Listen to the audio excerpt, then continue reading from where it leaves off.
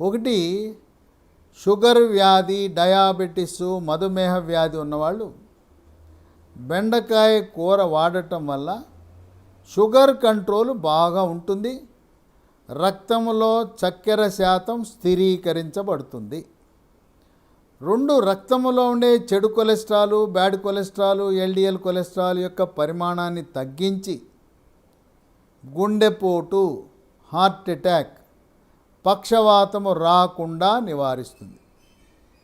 ఇక 3 గర్భవతులు కూడా బెండకాయ పులుసు తినచ్చు.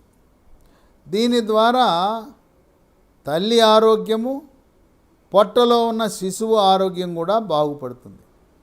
శిశువు ఎదుగుదల బాగుంటుంది, తల్లి కూడా గర్భవతి ఆరోగ్యవంతురాలుగా ఉంటుంది. 4 మహిళలకి తెల్లబట్ట, వైట్ అనేది చాలా సహజం. ఈ తెల్లబట్ట పదే పదే ఎక్కువ సార్లు వస్తున్న వాళ్ళు ఒక్కసారి బ్లడ్